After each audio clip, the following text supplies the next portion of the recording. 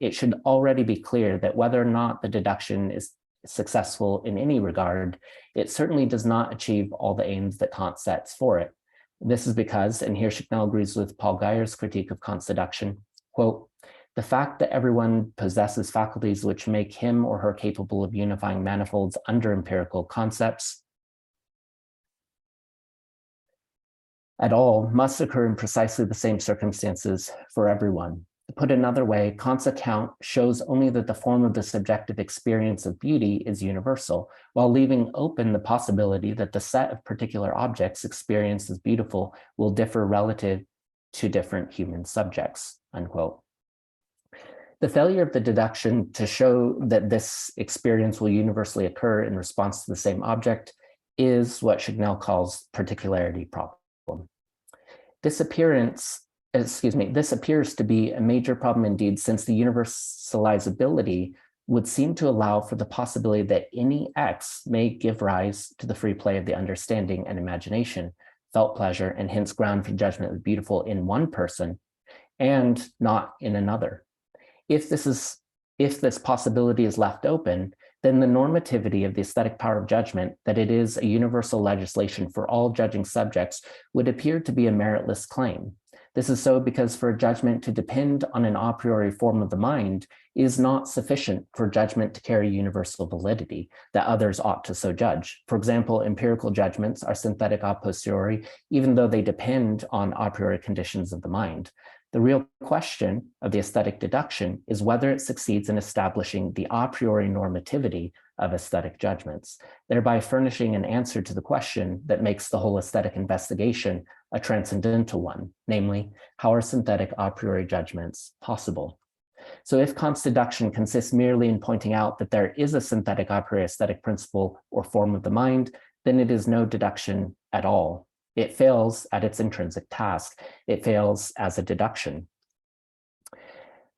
Section 4, attempting to salvage the deduction through reconstruction.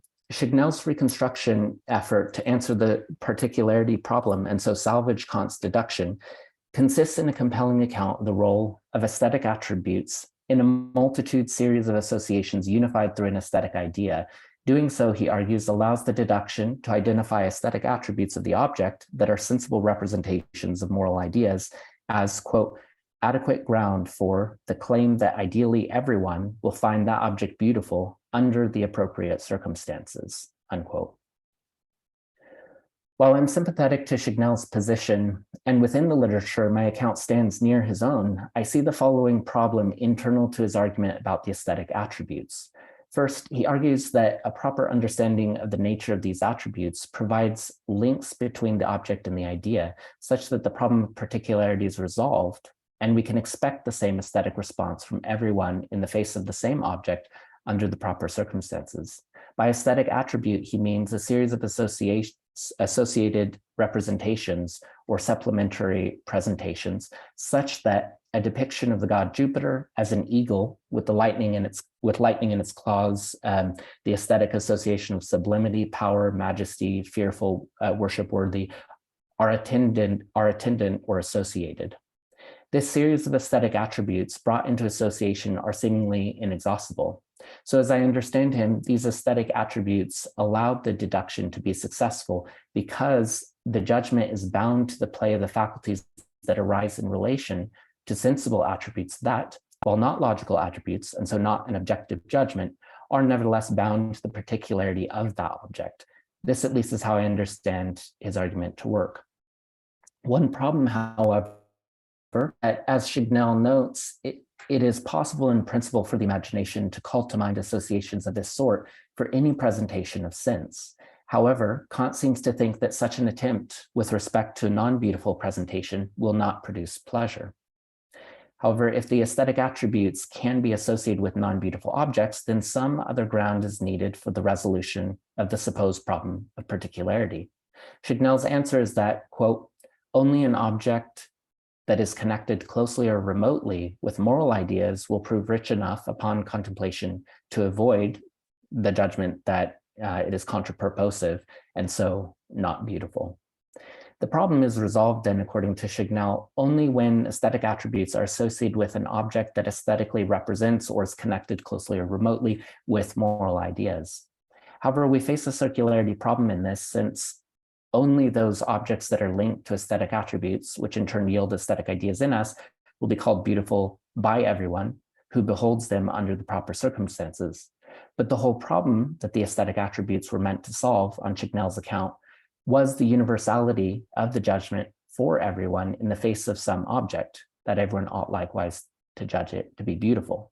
If we now say that the aesthetic attributes solve the problem only in objects that, quote, yield aesthetic ideas for us, unquote, then we face the same particularity problem raised as an objection to Kant's deduction.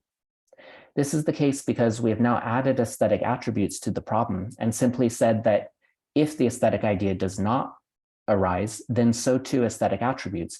But the aesthetic attributes were meant to justify the claim that the aesthetic idea will arise for everyone when faced with that object under the proper conditions. So the answer appears circular and the supposed problem appears unsolved. I will not spend more time here on Chignell's answer to the particularity problem for two reasons. First, while I am partial to it as an appealing reconstruction, even if questions of circularity as concerns its resolution to the particularity problem remain, I think the need for reconstruction itself is not necessary and stems from more fundamental assumptions that stand in the background for adherence of the particularity problem. I think Kant had good reason to view his deduction as a success, and in seeing this, we need not restrict the content of the beautiful in quite the conceptualist way that Chignell does, and look forward to pushback on this interpretation. So while the defense I'm about to give differs meaningfully from Chignell's reconstruction, it does so because of differing presuppositions about the normativity of aesthetic judgment, and so about what the deduction must achieve. Our basic approach and emphasis share more in common than most, so presumably if Chignell agrees with my core argument in the next section, his final position could easily accord with my own without the need for reconstructing Kant's deduction. Namely, both of our accounts agree in critique of what he calls the tradition of content interpretations, including Saville and Crawford. So for instance, with Chignell, I hold that aesthetic judgments carry universal subjective authority, not in virtue of the content of the aesthetic idea, but rather, quote, the formal manner in which these thoughts are strung together by the mind into a coherent whole, unquote. And these thoughts that are strung together are characteristically comprised not of logical attributes, but aesthetic attributes, or multitudes of association of aesthetic relations, though logical attributes are of course attendant. I find that all quite elegant and consistent with Kant, with what Kant says about aesthetic attributes. So I share the same reading to this degree. However, the major difference is that if my reading is right, we do not need to reconstruct Kant's deduction in order to see the ground for its success. So section 5, final section. On what basis might Kant's deduction be successful? There's no question that Kant was aware of what has been called the particularity problem. Indeed, this problem is at the very heart of the deduction. Namely, the deduction aims to show that the claim to universal assent with the judgment of the beautiful in regard to X is valid despite the judgment not being objective. In other words, not being determinative of the object or based on logical attributes of the object. So why does Kant not see the particularity problem as an unresolved problem? My suggestion is the following. The deduction grounds the normative authority of the aesthetic judgments for all judging subjects by showing that the lawfulness of the form of judgment is grounded in the principle of purposiveness. And the lawful form of judgment carries a normativity that will indeed bear directly on properties of the object, but those properties are not the ground of the normativity. This means that any X that gives rise through aesthetic ideas to the free play of the faculties can rightly be called beautiful. However, there's a difference between the validity of the judgment and its truth. It may well be that a person who has not cultivated their aesthetic sense finds the free play arising where good judges do not, and not where good judges do. What are we to make of this possibility? My suggestion is that the judging subject is justified in expecting universal assent, but likewise, as they cultivate their mind, they may come to find that while X did give rise to the free play, it depended substantially on inadequate experience and formation of the capacities of the mind. Just as synthetic unity of apperception and moral law are present a priori forms of the mind in all individuals and condition the possibility of their theoretical and practical activity, this does not mean that each particular synthetic a priori use of reason by an individual is true. We commonly make synthetic a priori judgments that are valid, that carry universal validity, yet depend on some prior assumption that turns out to be false and so causes the judgment to be false. Our calculations for example, particle behavior may be made through synthetic a priori mathematical calculations, yet depend on inadequate presuppositions about the relation of, say, quantum waves and sufficiently dense masses in space-time. The falsity of our conclusions is not a strike against the a priority and universality of the form of those judgments. Likewise, we may legislate according to the moral law, but in failing to understand the intricacies of the highest good, we may fail to see requirements that stretch beyond local application, and so may entirely misunderstand where, when, and how a maxim follows. This is not a strike against the a prioricity of and universality of the form of our particular legislation. Both are strikes against the broader network of judgments and experience in which the particular judgment is embedded, which in turn lead to the particular judgment's falsity despite having an a priori form, namely our system of thought is inadequate in some way. Likewise, a child or novice may experience the aesthetic free play in light of an object X that with time and greater experience might never yield such a free play again. Yet this is not a strike against the a priori validity of the form of judgment, nor the normativity entailed therein. The child is still right to expect that others so judge X to be beautiful, since it gives rise to the free play of the faculties. Whether others do in fact judge it to be beautiful will depend on the cultivation of the mind such that the free play arises when it is justified by the object, or whether the judging subject, say the child, is in fact the one whom is in need of growth. It is clear that Kant views the cultivation or strengthening of our ability to see and judge well as occurring in part through the very practice of engaging with aesthetic ideas, namely, quote, that which purposively sets the mental powers into motion, in other words, into a play that is self-maintaining and even strengthens the powers to that end. The novice or child might be wrong to call X a great work of fine art, or more likely the most beautiful thing in the world. But this failure is not a strike against the a prioricity or the universality of the form of judgment that child might rightly make and expect of others. Rather, it's a strike against the adequacy of their system of thought and experience. Namely, they are still growing, reflecting, learning, maturing, and hopefully refining their system of thought and powers of the mind. What Kant is identifying in his deduction is not that my judging X to be beautiful necessitates that all likewise judge the same X to be beautiful. This would depend on the properties of the object and would be a determining judgment of the understanding, namely that X object has Y properties such that it falls under the categorical term beautiful. This is not Kant's view. Instead, the normativity concerns the form of the judgment in light of any object that yields aesthetic ideas that give rise to the free play.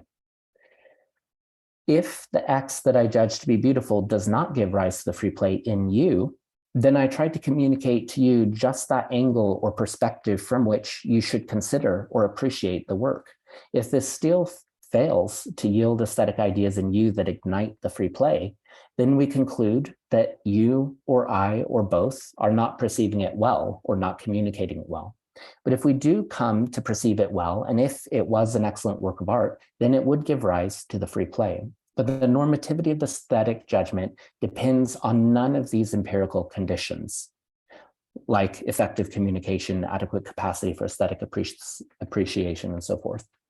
It consists only in the form that for any X that does give rise to the free play of the faculties, the judging subject is right to judge that all for whom such arises ought to so judge.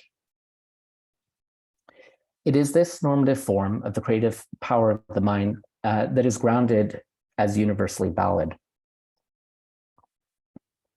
It is right that this normative form will develop in accord with more adequate experiences and robust systems of thought, but those are external to the core normativity of the judgment itself.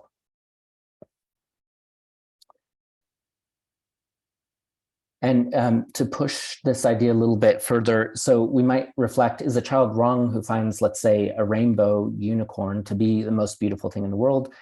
Is it mere subjective pleasure?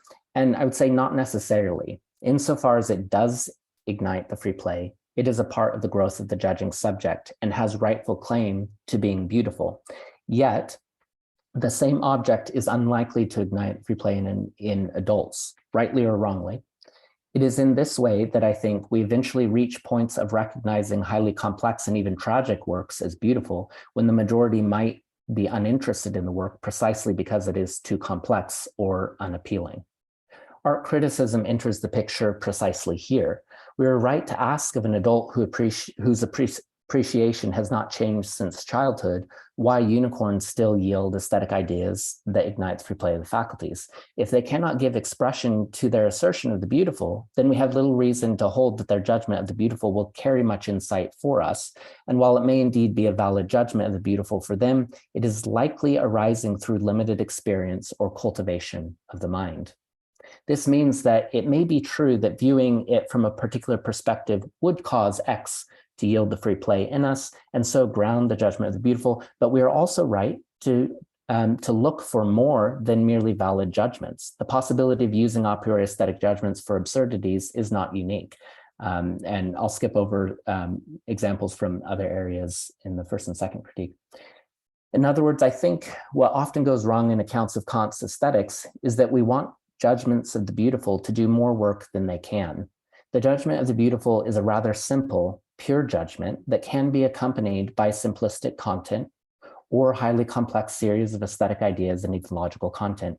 But the judgment that the work is beautiful is grounded purely on the fact that it gives rise to the free play and so displays in its form the free lawfulness of the mind. Good art criticism or aesthetic appreciation of nature has the task then of communicating to others in a way that might allow the object to give rise to that free play in them as well. The ought that the judgment of the beautiful carries is not an expectation that everyone will agree, but rather that if everyone could experience the object as you did, then they ought to so judge it. But in order for such a judgment to actually be affirmed by others, often requires excellence in aesthetic communication to be able to bring the work before them in such a way that even those without sufficient experience or training might begin to see the work or thoughts anew. In this process, the judging subject might actually come to recognize inadequacies in the self, such that the work creates, I'm getting a bit of feedback, I hope you guys aren't on that end, such that, where was I? Such that the artwork ceases to give rise to free play and the subject recognizes the need to cultivate their own aesthetic appreciation or power of the mind. This is indeed the ability to express aesthetic ideas well that Kant attributes to genius as one of the characteristic features. And here to the last slide. Oh, second to last. Quote, genius really consists in a happy relation of finding ideas for a given concept on the one hand and of hitting upon the expression for these, unquote. While the focus of his account of genius is on production of the artist, the form for communication of the work is the same. This process is not actually fundamentally different, I submit, than the failure of practical or theoretical reason in others to conclude that which is necessarily true. I'll skip over that. Let's take one edge case for aesthetic judgments of fine art. If someone claims that some work X, which most people find abhorrent, is beautiful, we are right to expect of them the ability to communicate something of why X might give rise to the free play of the imagination for them in such a way that we can at least recognize the legitimacy of it, even if we still do not agree, or even if we think that we might agree if we invested the time, but simply have no interest in gaining the relevant experience and standpoint. A person who says, look, this psychological horror film, The Orphanage, is beautiful, and then proceeds to describe the unique choices, say, of the cinematographer, the camera placement among the pebbles, the slow, stable movement that contrasts with the norm of the genre, or the director's use of simple presence of calming sounds by a quiet seascape to paradoxically evoke irrational fear in the viewer. In other words, if this person communicates that the film employs all of this so effectively, in contrast to the norm of the genre, to more effectively express itself, this might be reason for us to say it could be a work of genius. We recognize the legitimacy, even if we're not interested in taking the time to be a competent judge. If we personally choose not to invest the time, either because we deem the effort, Nevertheless, even if 99% of people suspend their judgment for such reasons, it's not worth the time, or they morally object, whatever the reasons, this viewer is right to expect that all who likewise experience the work with the right disposition, were it worth it, openness, relevancy, experience, so forth, would judge it to be beautiful in this respect.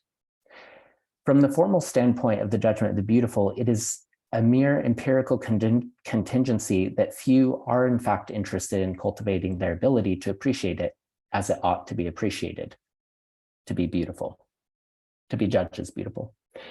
I use this example precisely because at the outset, the majority would likely be disinclined to call it beautiful, and even after hearing the reasons, might think the effort to become a competent judge is not worth it. But the normativity itself does not depend on whether we do cultivate the capacity to see the work in and for itself, nor does the normativity depend on the logical or even aesthetic attributes of the object, nor even on our aesthetic representations of the object. It is enough that the person who experienced the work in such a way that it did give rise to the free play, and on this basis alone, judged it to be beautiful.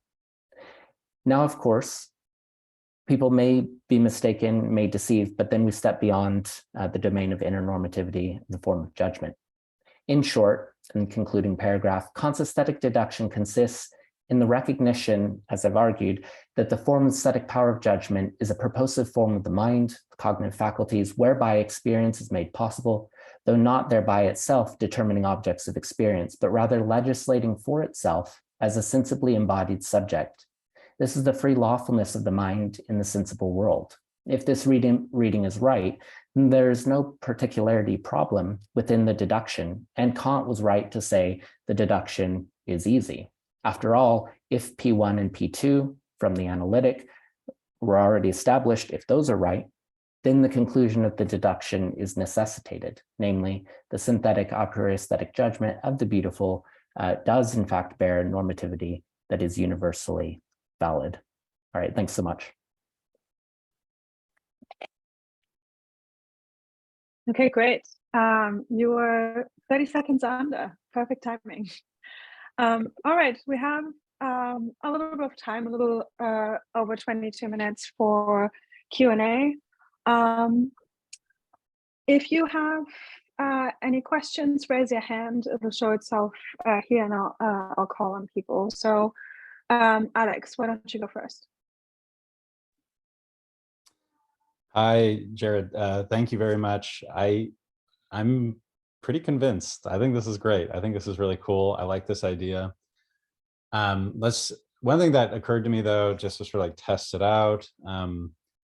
Okay, so what about though situations in which one could arguably say that the two assayers of some piece of art have equally strong experiences, sensitivities, contingently, use the same amount of time in judging it, but they still come to opposite conclusions.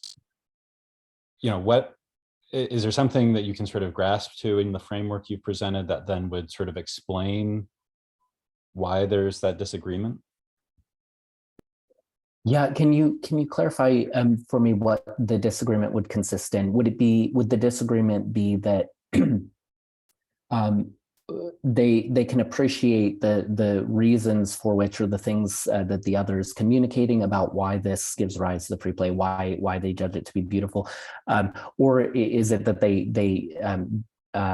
what would be the source of the disagreement in this I was imagining more of a like blow by blow nasty art critic sort of going after his nemesis and just sort of really just like a sort of fundamental disagreement about it. And even if both sides present their reasons for why one finds it beautiful, the other finds it just like not beautiful whatsoever, not aesthetically pleasing, not worth our time, that sort of thing. So in other words, not just like differing point by point, but ultimately being sort of charitable to one another and saying, oh, well, I see for you how it would be. I guess conceivably, like, and that was sort of the reason I set it up that way, is like on this hypothetical, I don't know, maybe this hypothetical doesn't work or there's ways of sort of shifting it, but experientially, like they should both be able to like be on this equal playing field, I guess, is like what I was going for. Is like, are there ways of like the same, they're both Monet scholars and they both appreciate the sort of still the things that go into a Monet painting. And some Monet wannabe starts like putting out artworks that are sort of like mimicking it. And one's like, oh, wow, this is really, I don't know. That sort of thing. Yeah, exactly. I mean, that I think, so I think those are great examples. I think the first set of examples you gave, I would want to conceive of it more in terms of maybe analogously to the child with the rainbow unicorn, right? Where they both given their reasons, and let's say from moral grounds, the one says, look, that is just such an abhorrent subject matter. I hear what you're saying, but your ability to appreciate this depends on all of these other things that we ought not to accept and experience, right? So there's a way in which you could see someone in a case like that saying, look, I get why this gives rise to the aesthetic free play for you, and you call it beautiful. I don't think anyone ought to get to the point where they could call that beautiful. Then it's kind of jumps into this disagreement of the broader system of reason. I would say, what are all the other conditions coming into play? But it's not really a question of, is the judgment of the beautiful still normative? It would still be normative so far as it goes. It's just being linked up, one might argue, with a whole set of other commitments that are objectionable. That's kind of how I guess I would want to think about the one type of case. But then if with the Monet example, I think a lot of this gets into the finesse of art criticism that I don't think there's a clear answer to. But I would think this again shifts us beyond the normativity of the aesthetic judgment of the beautiful and gets into a lot of the questions like, well, a lot of the questions that I think Kant is getting at in his analysis of genius, how well, and that Hegel picks up, how well does the child actually give life to the given idea? And I think Kant talks this way a bit with genius, where it's hitting upon just that right expression. And so I think you'd have to appeal to some sort of internal standard to the child's work who's mimicking Monet to say, here's why I think it is in fact brilliant in its effort at kind of internalizing his genius, and vice versa. The other, I think, would also have to appeal somehow to those internal features of does the work display somehow an excellence of giving expression to that which is in view. But again, I think that leaves behind the strict judgment of the beautiful. I don't know if that's how I would want to think about those questions, but those are great. That's helpful. Thank you.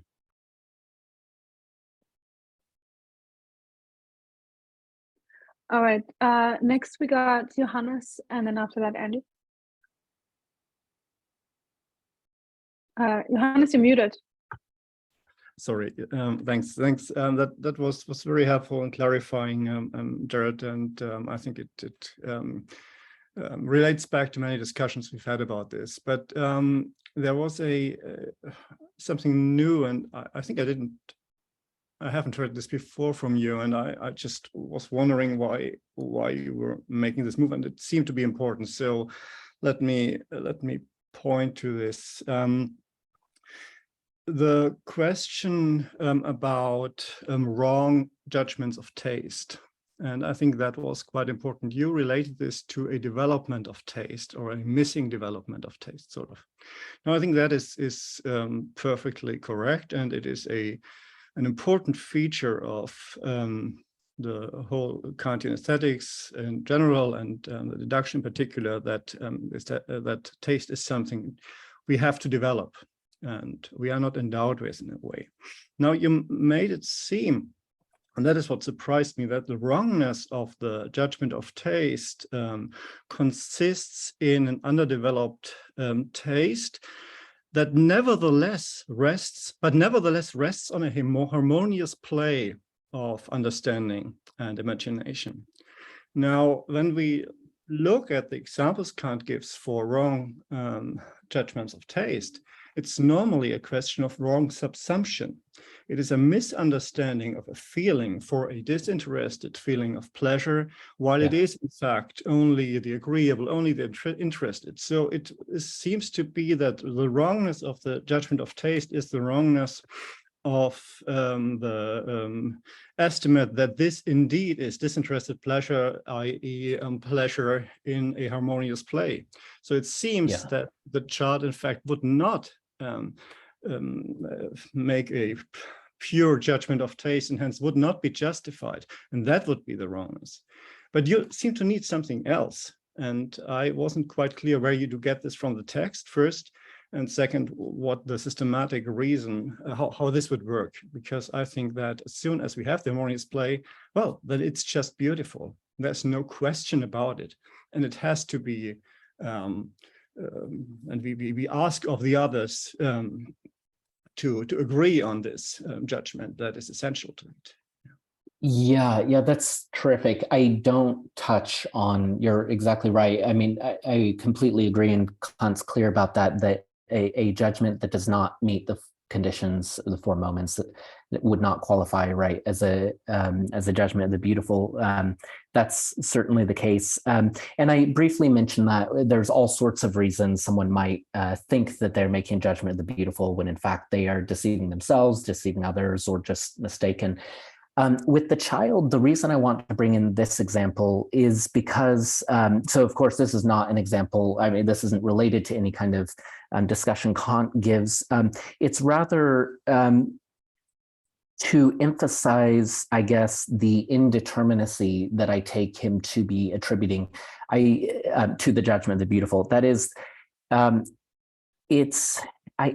take it that in the thin reading of the judgment of the beautiful that I give, what's significant about being able to allow the attribution that this was a correct judgment of the beautiful for the child, even if we don't agree, and even if we recognize the child will grow out of this, or even for ourselves, right? We embark on our appreciation of fine art, and because we're such novices, while we find certain things beautiful, we also recognize being new to it, our perception might change, and our understanding and interests in works might grow in such a way that we're actually taking pleasure in things that we didn't before, and the things we do now, we don't later. And I think that's just important to preserve for Kant, that fundamental point that the judgment of the beautiful is not this static judgment that if it can be applied for the child in relation to the rainbow unicorn, necessarily has to be agreed to by everyone else. I think that it can carry normativity in and of itself because it gave rise to the free play. I think it meets all the conditions of the four moments and so forth, without that committing us to the idea that giving rise to the free play has to be sustained throughout the development of the child or everyone else. If that were the case, if Kant were giving this kind of more robust claim about the judgment of the beautiful, then I think we'd actually reach a point of impossibility of there actually ever being something that everyone would agree to. Maybe we could find such things, but I think there's so much in play that is always going to cause these differences in what actually does give rise to the free play. And I think Kant succeeds purely in the form itself. So when a work does give rise to the free play, the normativity of the judgment holds true, that we're right to expect this of others. But again, that doesn't mean that it's objectively true, that it somehow falls into this category of beautiful, and we're now able to determine that this work, finally, this work is one that we can determine is universally beautiful. That I think would actually shift it into a determining judgment of the understanding. I don't know if that answers. So I'm wanting to actually give space for Kant. That doesn't answer your question, you're saying? No, but I maybe we can come back to this and go first. I do not. Yeah. But thanks, Johannes. Andrew. There you go. Can you hear me? Yeah. Thanks, Gerad. That's really interesting. and challenging. And I have to think back to my past self and figure out what I was thinking. I think I was thinking something like, you're right that Kant thinks that the deduction is easy in some sense just by appealing to certain kinds of shared faculties and maybe certain kinds of conditions like disinterestedness and so forth. And so we get a kind of normativity. It's like this conditional, if all of these criteria are satisfied, blah, blah, blah, whatever they are, then, you know, it can only be based on something shared. And so then it should be a normative judgment. And so I think I agree with you about that. And then the question is just, what are those conditions? And maybe this is what you meant by reconstructive, that I'm sort of like trying from a third person point of view to say, like, what are the kinds of things that could actually succeed in getting us all going in the right way, such that we have this free play and it's not based in anything that would undermine the normativity of the judgment. And so the thought was, well, he, you know, starting in sections 40 and following, starts talking about aesthetic ideas and starts to want to somehow connect the deduction to the role that aesthetic ideas play. So I was thinking something like this. And I guess my question is just, what's the circularity in this picture? So you were accusing me of circularity. I'm trying to figure out what that is. So the thought was, look, in the presence of some objects, a subject who's properly disinterested and beholding in all the right ways might find themselves kind of running through a series of, a seemingly endless series of associations as the content or form of the object seems kind of elusive but deep and significant, although we're not able to fully figure it out. We keep coming back looking for more. And you know, that just is that sort of series of associations and further thoughts and inexhaustible connections is the experience of, you know, running through what he calls aesthetic attributes. And I was suggesting that only objects that are closely or remotely connected in some way to ideas, and you're right that he says moral ideas in that quote, and I hate that. I wish it was just rational ideas, so moral ideas, but also ideas, you know, ideas of an absolute maximum or the cosmological idea or whatever. So a sort of broader picture of how the ideas play a role. But I was thinking that's a story according to which a properly situated subject could in fact be connecting their experience to some feature of the object in such a way that we ground the normativity. I just wasn't seeing the circularity. It may be false, but I hope it's not circular. Yeah. Thanks, Andrew. This is really helpful. So I should first say that that part of the reason I see your account in this article and my own actually in quite close accord is because everything that you want to say about aesthetic attributes, I think, is exactly right in this need to communicate the reason that we find something to be beautiful. So I actually want to agree with most everything that you're giving in this article, the account you're giving in this article. The thing that I want to disagree with is that that's needed to ground the normativity of the aesthetic judgment of the beautiful. And the reason I think this is important, and this will get to the circularity, if so you say the reason these aesthetic attributes answer the problem of particularity is because it allows us to kind of tether more or less, you don't use that word, but tether more or less the form to an object. But then you say, well, look, there's a problem here because as Kant recognizes, these aesthetic attributes can be attendant on anything. So then it seems we're right back to the very thing that the particularity problem was meant to answer, namely, why is it that particular things stand out as the beautiful? And you mentioned, well, it seems like it has to be connected to these moral ideas, but then the aesthetic attributes aren't doing the grounding in that case. So my concern is not so much that I think this picture is wrong. I actually think that picture is roughly right. I just don't think it's needed to ground the normativity of the aesthetic judgment of the beautiful. I think he achieves that this kind of thin use of the beautiful. It's just then when we want to say more about why it gave rise to the aesthetic, this free play, then we embark on this further set of reflections and the connection to ideas of reason and the system of, or full system of thought, I guess. I see. I mean, could I say something like, yes, of course, in the presence of any object, you could perform a bunch of free associations, but we should reserve the term aesthetic attributes for those that somehow seem exhaustible, seem to kind of keep going and provoke us to freely play with further thoughts and so forth. And that only those are, only a content or an artwork that is connected to ideas is going to have aesthetic attributes of those sorts. Oh, sorry, go ahead.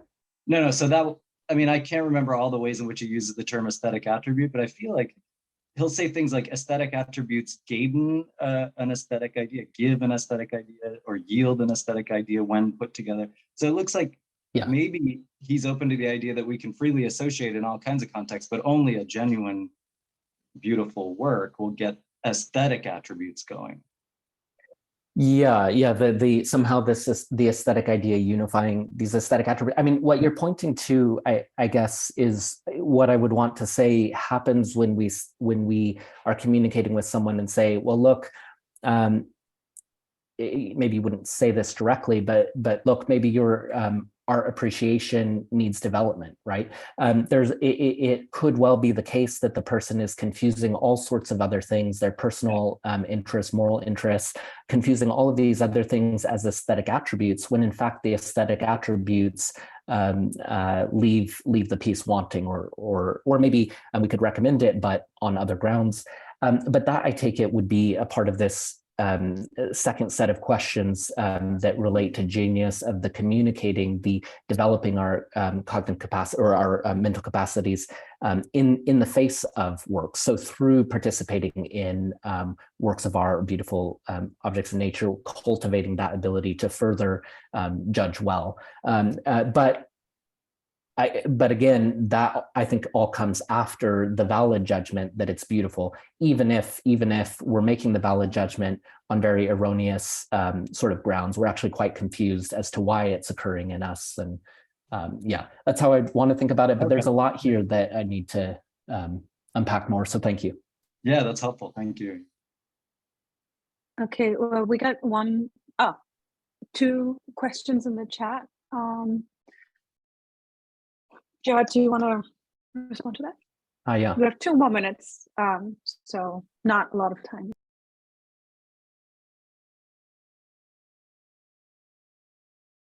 Okay, so I'm assuming everyone can see this. So concerning page 240 in the Academy edition. Yeah. I'm not understanding the question. Possible forms is the translation offered of willkürliche Formen. I'm not understanding the possible forms part. Maybe he's getting at that willkürlich often means arbitrary instead of possible. And so if it were possible forms, it should be mögliche Formen. I see. Willkürliche. And so I don't know of which translation you're working with. Yeah. The Cambridge, but that might change the conversation. So this is Geyer's Cambridge translation. I would not be concerned, I guess, with that. That it was a puzzle to me when I saw it as well. But the general remarks, I don't think here when he's attributing. So when he uses this, he's summarizing, I take it, in what this freedom of the imagination consists, what it is for it to be authoress of forms of intuition.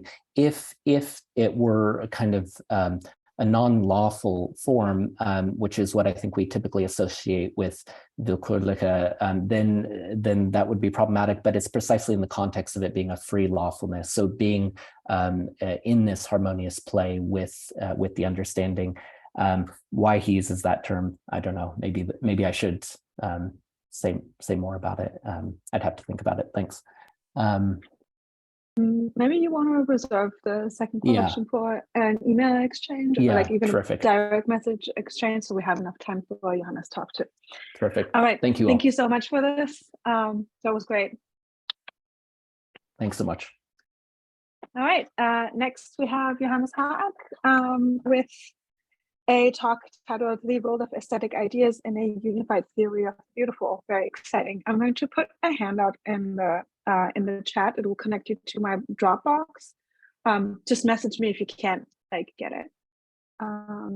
Okay, so let's get started. Okay. Yeah, thanks so much for the opportunity. My talk will be about similar topics as Gerad's, but from a slightly different perspective. And I think, in fact, much of the overall picture is probably not really compatible with what Gerad suggested, but well, we'll see. The concept of an aesthetic idea that Kant uses prominently in his critique of the power of judgment has been the object of much exegetical controversy.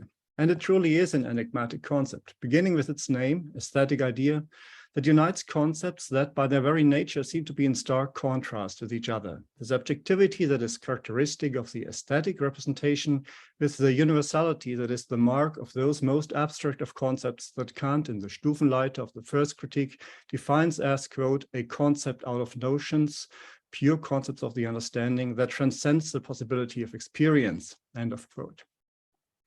Even this first observation, however, may point to the relevance of this concept for Kant's aesthetic theory. After all, the combination of subjectivity with universality is the decisive mark of our pure judgments of taste. Aesthetic ideas, you will see, are the states of mind that ultimately make this peculiarity of judgments of taste possible. Hence, the concept of an aesthetic idea is, I will try to argue, not only an ultimately coherent one, it furthermore is essential both for the possibility of any aesthetic judgment and for its claim to universal validity. This general claim, however, presupposes that the conception of aesthetic ideas can be unified across all kinds of judgments of taste. They have to play a role not only in judgments about beautiful art, but as well in judgments about beauty in nature. In this way, they play an important role with respect to the unity of Kant's aesthetic theory as it is laid out in the critique of the aesthetic power of judgment as a whole. Put another way, my goal in this brief talk is to give you at least a general idea of why I believe it necessary to take the following statement towards the end of the analytic of the aesthetic power of judgment, both literally and very seriously. Quote, beauty, whether it be beauty of nature or of art, can in general be called the expression, Ausdruck, of aesthetic ideas. Only in beautiful art, this idea must be occasioned by a concept of the object, but in beautiful nature, the mere reflection on a given intuition without a concept of what the object ought to be is sufficient for arousing and communicating the idea of which that object is considered as the expression. End of quote. This quote is taken from section 51, that is the first section after the discussion of fine art, insofar as it is essentially the product of a genius. As is often the case in his writings, Kant here, at the beginning of the discussion of a new theme, takes the time to look back at what he takes to be essential and what he has achieved with the reflections laid out in the chapters before. Now, Paul Geyer, in his editorial notes to the Cambridge edition of the Third Critique, finds it necessary to remark, quote, this claim may come as a surprise after the analytic of the beautiful, end of quote. I believe that this claim should, in fact, not surprise anyone who has both read the analytic of the beautiful and the discussion of genius that first introduces the concept of an aesthetic idea. For the concept of an aesthetic idea that is laid out here in section 49 in particular, just is the conception of the intuitive representation that is synthesized by the imagination in a way that allows for the understanding to engage in a harmonious play with this product of the imagination, or so I will argue. Understood in this way, it is clear that those ideas are involved in every experience of the beautiful, not just in the context of beautiful art. It is this reading that can considerably lessen the feeling of surprise by providing a unified theory of the role of aesthetic ideas in the experience of the beautiful. The main obstacle to this reading is, of course, the fact that Kant introduces the technical term aesthetic idea in the context of the discussion of the production of beautiful art, not in its reception by the perceiving subject. It is the nature of genius that he aims at in this section, as is already indicated in its heading, on the faculties of the mind that constitute the genius. And the, in my view, correct understanding of aesthetic ideas is further complicated by the fact that in the process of producing beautiful art, according to Kant, more than one type of ideas is involved. Not only aesthetic ideas, but ideas of reason as well. Both, quote, have their principles, indeed in both cases in reason, the ideas of reason in the objective and the aesthetic ideas in the subjective principles of its use, end of quote. But not both are themselves concepts. Indeed, the capacities for forming both kinds of ideas are closely intertwined in aesthetics. Moreover, they are thus intertwined in both the production and the reception of beautiful art. To cut a long story short, in beautiful art, the genius aims at a presentation of ideas of reason by way of an expression of aesthetic ideas, which in turn is apt to solicit in the perceiver an aesthetic idea that not only produces the intended idea of reason, but enlivens the faculty of logical ideas in general. The aesthetic idea in fine art is thus the tool of the genius for the beautiful presentation of ideas of reason. Not any old presentation of an idea of reason needs to be beautiful. Anyone can present logical ideas or ideas of reason by way of symbolic presentation. I could jot a sketch of a scene that expresses injustice. However, I can assure you it would not be beautiful. The very beauty of the work of art thus generated guarantees that the perceiver reacts not only with the correct idea of reason, which she would do given my helpless sketch just as well, but with this logical idea conjoined with an aesthetic idea. Not necessarily the same as the artists, and thus enlivens the faculty of reason in particular, and thereby the logical faculty in general. Now, there are obvious differences between beautiful nature and beautiful art that already shine through this brief outline. The most important, of course, being the fact that it is the nature of art to be brought about intentionally. And that holds for beautiful art as well. The artwork, after all, is, on Kant's view, an intentional, necessarily indirect, symbolic presentation of an idea of reason. Natural beauty, on the other hand, is, for all we know and for all that is necessary for our aesthetic judgment, not brought about intentionally. It could have been brought about intentionally, that is, with an unknown purpose. And Kant explicitly suggests such a possibility in connection with the reflective conception of the world as a system of ends in section 67. But it is the nature of our judgments of taste to abstract from any such possibility. It judges formal purposiveness, that is, purposiveness without a purpose. This difference is pinpointed by Kant's formula that, quote, natural beauty, Naturschönheit, is a beautiful thing. The beauty of art is a beautiful representation of a thing, end of quote. However, the fact that beautiful art is brought about intentionally is not what is responsible for its beauty. Responsible for its beauty is the fact that it is the expression of an aesthetic idea that the genius is able to form. It is this ability that truly constitutes the nature of a genius. Genius is a, quote, talent, a natural gift for art, since it, end of quote. Since it is art it produces, this talent, quote, presupposes a determinate concept of the product as an end. However, genius displays itself not so much in the execution of the proposed end, but in the presentation, not so much in the execution of the proposed end in the presentation of a given concept as in the expression of aesthetic ideas, which contain rich material for that aim, end of quote. The subjective purposiveness of this idea and the corresponding product for the presentation of the determinate concept that is its end is thus, quote, unsought and unintentional, end of quote. It cannot, quote, be produced by any following of rules, end of quote. How the genius is able to form the corresponding aesthetic ideas, consequently, is obscure to herself. This very ability makes her a, quote, favorite of nature, Günstling der Natur. What constitutes the genius, that is the ability to produce conceptually indeterminate aesthetic ideas that are nevertheless apt to present determinate concepts of reason, is solely, quote, the nature of the subject. Put differently, it is, quote, in products of genius that nature, that of the subject, not a deliberate end, that gives, it is in products of genius nature, not a deliberate end, that gives the rule to art, end of quote. This fact marks the genius as a capacity of aesthetic ideas, as Kant writes in 57, remark 1. However, if the genius is the capacity of aesthetic ideas, why does that not deal a deadly blow to the idea of a unified theory of aesthetic ideas? It seems that it is only the genius that needs aesthetic ideas, namely for the production of beautiful art. What role should those ideas then play with respect to natural beauty and its perception, or for that matter, to the receptivity to beautiful art in the first place? The latter worry might be more easily remedied. After all, in his discussion of beautiful art, Kant, while he generally concentrates on the production side, for reasons I will discuss later, he includes enough remarks that allow us to envisage a role for aesthetic ideas on the side of the perceivers. As an example, we may turn to his discussion of aesthetic attributes and the Seuss example.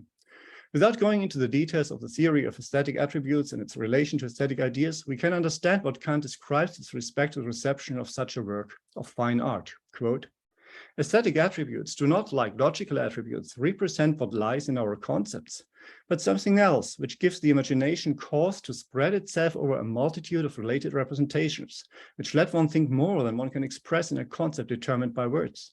And they yield an aesthetic idea, which serves the idea of reason instead of logical presentation, although really, eigentlich, only to animate the mind by opening up for it the prospect of an immeasurable field of related representations. And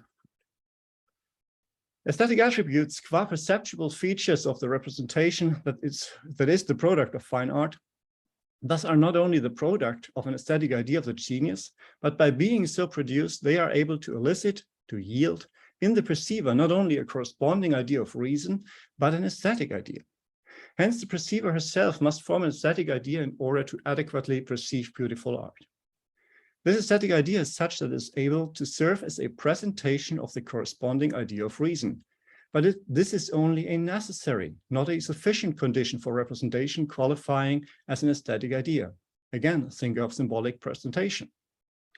It furthermore presents this idea of reason to the perceiver by way of, quote, animating the mind by opening up for it the prospect of an immeasurable field of related representations. End of quote.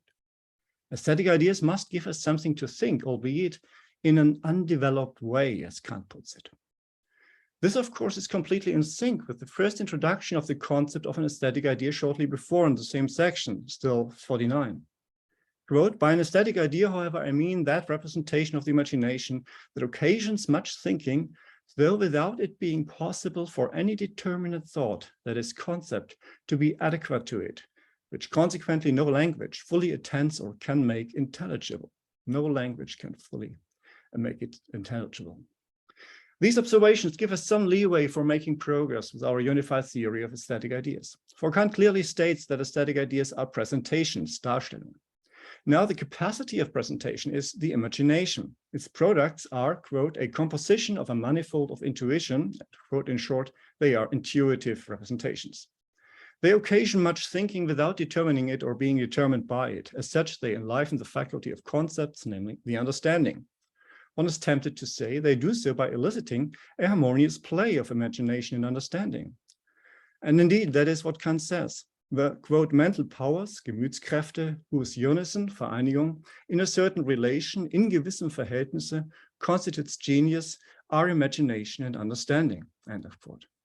In a certain relation, so not any relation will do. And Kant clarifies, quote, in an aesthetic respect, in ästhetischer Absicht, the imagination is free to provide, beyond that concord with the concept, unsought, extensive, undeveloped material for the understanding of which the latter took no regard in its concept, but which it applies not so much objectively for cognition as subjectively for the animation of the cognitive powers. End of quote. This, of course, is nearly exactly the same way that Kant describes the harmonious play of the cognitive powers in the analytic of the beautiful and elsewhere. And to dispel any lingering doubts whether this indeed comes to the same thing as in the perception of natural beauty, Kant shortly afterwards in sections 51 explicitly says that in beautiful art, quote, the combination and harmony of the two cognitive faculties, sensibility and understanding, must seem unintentional and to happen on their own. Otherwise, it is not beautiful art. The genius thus consists in the natural talent to find for a given concept, that is an idea of reason, ideas, that is aesthetic ideas, and to, quote, hit on the expression of these aesthetic ideas, den Ausdruck treffen. By way of this expression, that is, the artwork, the genius manages to convey to the perceiver, quote, the subjective disposition of the mind, the Gemütsstimmung, that accompanies, begleitet, this expression of a concept. A Gemütsstimmung that in turn has as an essential component the forming of an aesthetic idea by imagination of the perceiving subject, that is an inner intuition that enlivens its epistemic capacities while no concept can be fully adequate to it.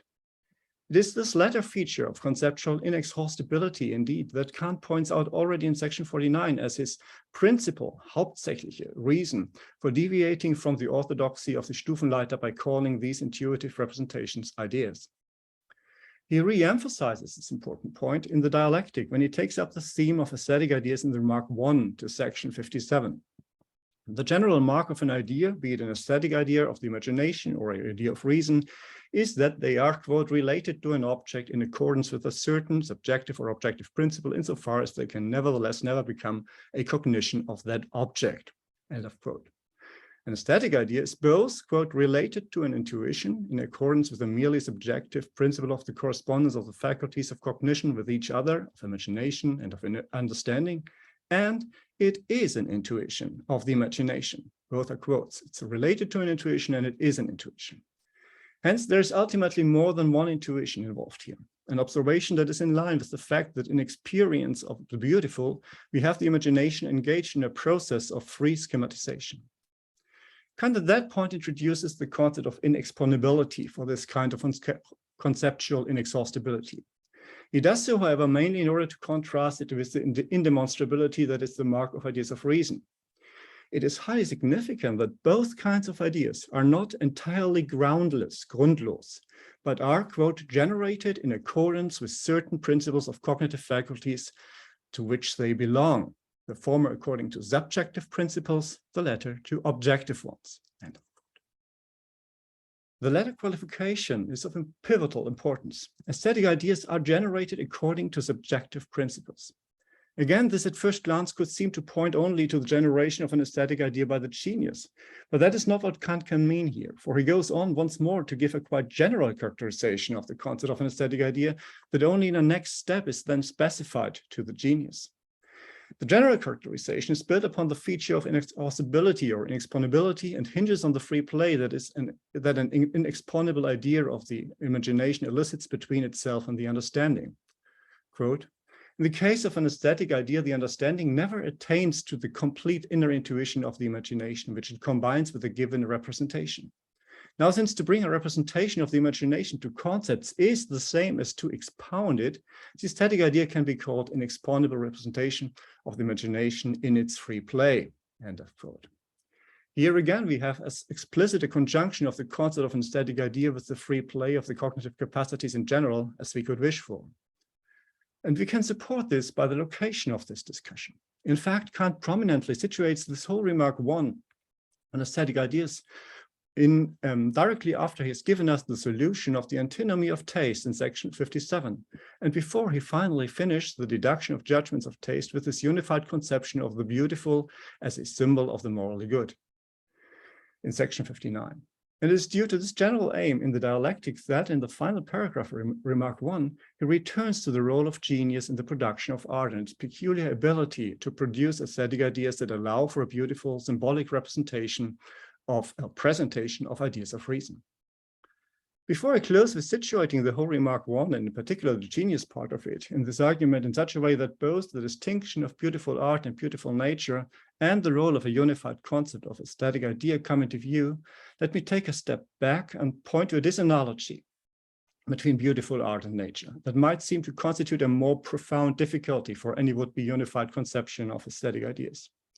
I hope this will turn out not only to be a digression, but it will help us to sketch the overall role of aesthetic ideas in the argument of the critique, where we still lack an explanation of why Kant bothered to introduce this concept at so late a point in his argument at all, if he did not ultimately want to restrict it to beautiful art. This puzzle, I take it, is one of the main obstacles to a unified reading that still remain. The asymmetry between beautiful art and beautiful nature that might seem to pose a danger for a unified conception of aesthetic ideas made its presence felt even the quotes I used above for the unifying point about the harmonious play.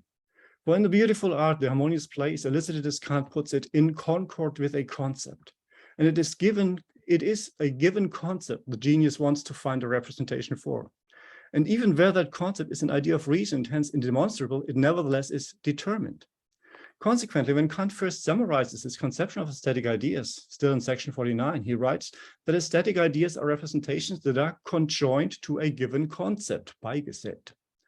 How is that not a radical departure from the without concepts doctrine of the analytics of the beautiful? Do we not know that beautiful is that which pleases universally without concepts? Asking this question, of course, means opening Pandora's box with respect to interpreting Kant's aesthetics. I have to resist discussing the pros and cons of different readings, and even will have to give you my own understanding of the without concepts, this doctrine without any argument or exegetical support. I'm happy to supply this support in discussion. Here's the general framework I'm working with concerning this important question. Kant never claims that concepts are not in any way involved in aesthetic experience. Indeed, I believe they must be involved, for otherwise we would not have a play between imagination and understanding. It is another question entirely which concepts are involved in aesthetic experience. We will, for example, in the aesthetic experience that results in the judgment, this rose is beautiful, obviously conceptually classify the object before us as a rose. However, this classification cannot play any role in pure judgments of taste that in turn rest only on a purely aesthetic experience. Otherwise, it would be a case of merely apparent beauty. Nevertheless, there are conceptualized properties that do play a role in the harmonious play. It is, however, the spacious temporal structural features that are the proper and common sensibles that we perceive that are responsible for this. Accordingly, it is only the features subject to the categories that are constitutive of intuition, not subject to the categories that are constitutive of experience. In other words, only conceptualizations that are subject to the mathematical categories, not to the dynamical ones. And of the mathematical categories, it can only be the spatio-temporal structural features, not the purely qualitative ones, since the latter are related to the agreeable and therefore lack the universality needed to lend the proper universality to judgments of taste. However, the judgment of taste that is built on this experience is not a judgment that has determinate concepts as its determining ground, Bestimmungsgrund. The determining ground of a judgment of taste, Kant emphasizes over and over again, is first and foremost a feeling, not a concept. Indeed, it is a feeling of disinterested pleasure that grows out of its objective purposiveness of a given intuition for our cognitive capacities, including the understanding, the faculty of concepts. Given this role, we can now see why the role of concepts in beautiful art does not pose any problem for a unified theory of aesthetic ideas in particular, and aesthetic judgment in general.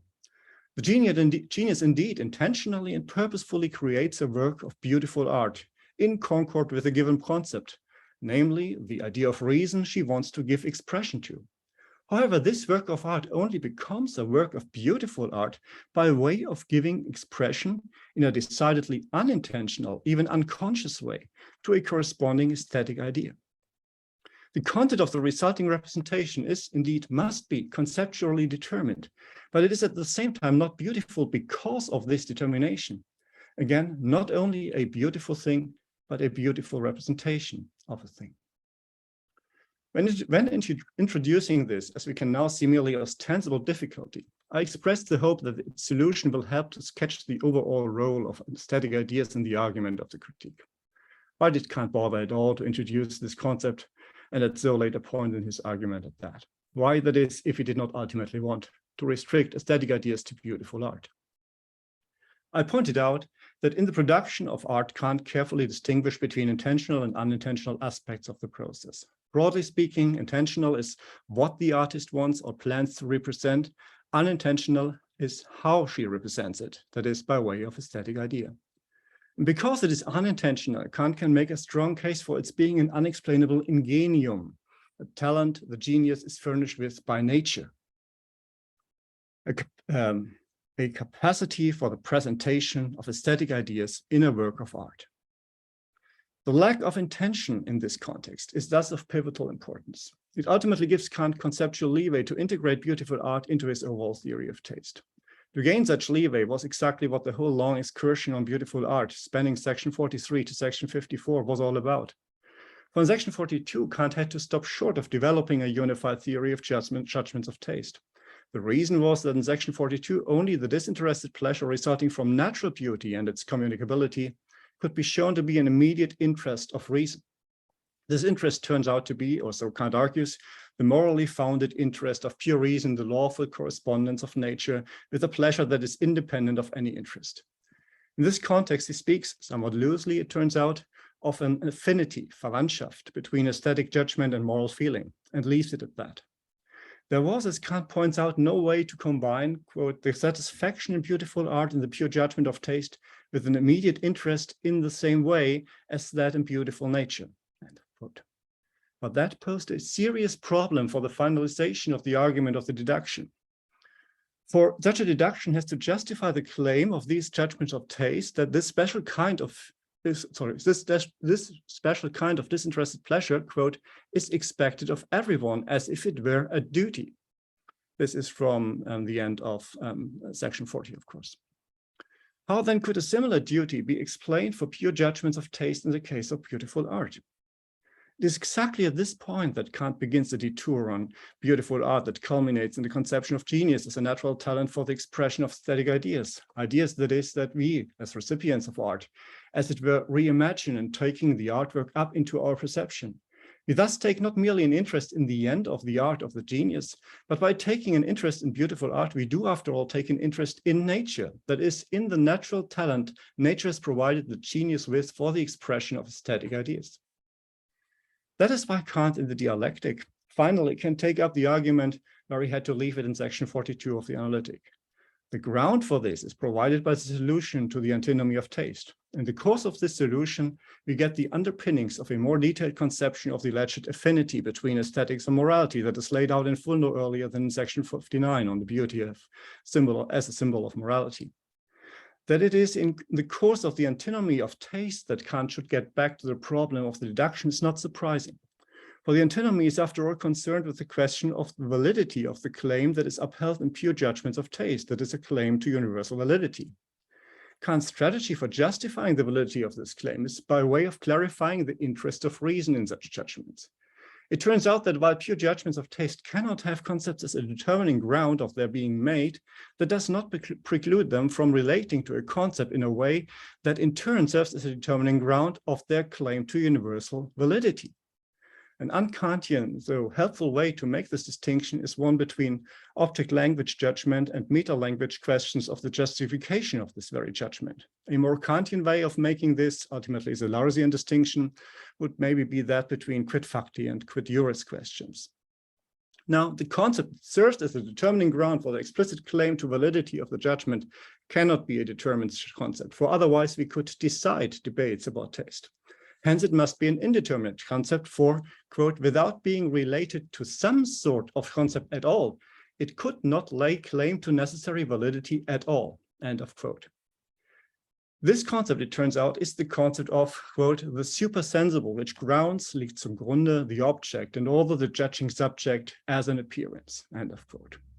Judgments of taste are more precisely based on a concept of, quote, a general ground for the subjective purposiveness of nature for the power of judgment. A ground that perhaps lies in the supersensible substratum of humanity, as Kant puts it. With this observation, we are back at the discussion of aesthetic ideas. Not only is remark 1 a remark on section 57 that gives us the solution to the antinomy of taste, Kant directly takes up the concept of the supersensible substratum after his reference to genius as the capacity for aesthetic ideas in this very remark. I said after his reference to genius, since strictly speaking, only the first sentence of this final paragraph of remark 1 is concerned solely with the genius, or more precisely, with the production of art. The rest of the paragraph concerns the judging of beautiful art, that is the side of the perceiving subject, quote, for since the beautiful must not be judged in accordance with concepts, but rather in accordance with the purposive disposition of the imagination for its correspondence with the faculty of concepts in general, it is not a rule or precept, but only that which is merely nature in the subject, that is, the supersensible substratum of all our faculties, which is to serve as the subjective standard of that aesthetic but unconditioned purposiveness in beautiful art, which is supposed to make a rightful claim to please everyone. End of quote. The very fact that the genius, in its expression of aesthetic ideas, is exhibiting only its own natural talent, Thus is the reason why in works of art, not only in beautiful nature, the supersensible nature of subject and object comes to bear. And it does so in a way that allows the perceiving subject in its reception of beauty to apply the very same standards or principles that it applies with respect to beauty in nature. Nature shows itself not only in natural beauty, but in products of art as well. Nature thus answers to our subjective principle. And this is the reason why we take an interest of reason in those very products that is just as immediate, so we do not take it in the same way, ebenso. Ultimately, it will turn out that it is only in judging aesthetic ideas as subjectively purposive via the feeling of disinterested pleasure that the power of judgment can exercise the autonomy that makes the beautiful the symbol of the morally good. It applies an autonomous principle to those aesthetic ideas, indeed the subjective principle of the power in judgment in general, that is the principle of the subjective purposiveness of nature for our epistemic faculties. Aesthetic ideas thus indeed are not entirely groundless, but are generated in accordance with the subjective principle of the power of judgment, namely the principle of the cognitive faculty to which it belongs, that is, exactly the power of judgment. I emphasized above that this qualification of aesthetic ideas will prove of pivotal importance. By now it will be clear why this is so. The autonomous principle of the power of judgment is the principle of aesthetic ideas. It is in virtue of this autonomy with respect to aesthetic ideas, equally at work in judgments of taste of beautiful art and of beautiful nature, that Kant can argue for the idealism of this principle in section 58 and for the beautiful as a symbol of the morally good. For, quote, in regard to the objects of such a pure satisfaction, it gives the law to itself just as reason does with regard to the faculty of desire. To sum up, when Kant writes that genius is the capacity for aesthetic ideas, we now can understand that as a capacity for the expression of aesthetic ideas. For not only the genius, each and every human being can in principle produce aesthetic ideas. We do so whenever we are subjects of aesthetic experience. For aesthetic ideas ultimately are Kant's term for those products of the imagination that prove inexhaustible and yet deeply satisfying for the understanding. The concept of an aesthetic idea, hence, unlike the concept of the harmonious play alone or the role of imagination in that play, allows Kant to tell a story about beauty that can integrate beautiful art. For only now he possesses the conceptual tools to argue that in the production of art, the very same rich, intuitive schematizations of the imaginations are at work that underlie the aesthetic experience of the subject of judgments of taste. That is, the concept of an aesthetic idea. Thank you very much.